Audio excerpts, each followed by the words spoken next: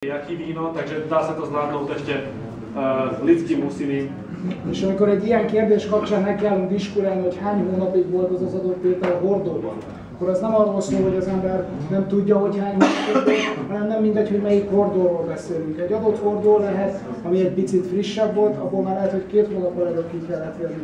Egy másikból később. De az embernek ismernie kell a tételeit, ez nem egy nagy üzem, hogy egy napon minden megtörténik, hanem követjük a tételeket, kóstoljuk őket, nagyon nehéz munka, napi szinten, és utána ennek megfelelően dolgozunk velük.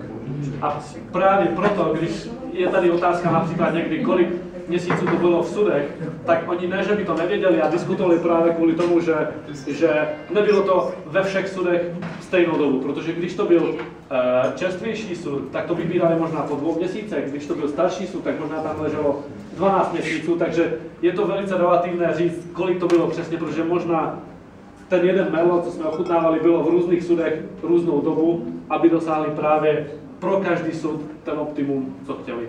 De azt gondolom, hogy illetve bízom benne, hogy mindezeknek a nehézségeknek és ennek a hihetetlen diverzitásnak az ellenére sikerült önöket meggyőzni, hogy bár sokféle technológiával, sokféle dűlőről, sokféle bort készítünk, azért mégis egy egységes stílus felelhető ezekben a borokban.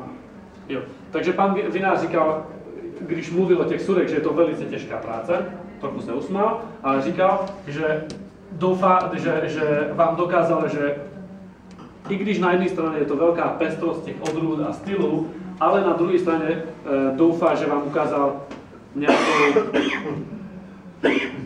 nějakou svou tvář a styl vinařství Figula. Normál esetben egy ilyen borkóstoló keretében, illetve ilyen különböző borokat kóstol az ember, nyugodtan a mai este lehetett volna akár 2-3 borvidékről is, de azt gondolom, hogy ami mégis ezeket a borokat összeköti, az mégiscsak a mi pincészetünk. Bármilyen nehéz is, mi mégiscsak annál maradunk, hogy megpróbáljuk ennek a borvidéknek ezt a hihetetlen sokszínűséget megmutatni, és bármilyen nehéz minden évben megpróbálni újra és újra a legmegfelelőbb módszereket megtalálni, mert higgyék el, minden évben máshogy kell hozzányúlni, máshogy kell bort készíteni. Ezen a borvidéken sémák nem működnek. A právě takový set těch 8 vín bychom vám mohli ukázat taky z různých vinařských oblastí, protože bylo tam takové pestrost těch odrůd a pestrost těch stylů. A právě to, co spojuje ty vína, to je vinařství Figula a doufáme, že jsme vám ukázali pestrost vinařské oblasti a možnosti, které skrývá ta vinařská oblast. És remélem, hogy sikerült önöknek egy érdekes és kellemes estét szereznünk a Köles András kollégámmal egyetemben. Remélem, hogy hallottak érdekes dolgokat. Hogyha jól érezték magukat, akkor kérem, látogassanak meg minket, meséljék el az ismerőseiknek, amennyiben nem, akkor pedig felejtsék el a mai estét. Köszönöm szépen! A pokud se vám líbily ty vína, nebo líbilo to, co jsme vám řekli, tak klidně navštivte někdy Balaton a vinařskou oblast, či vinařství Figula.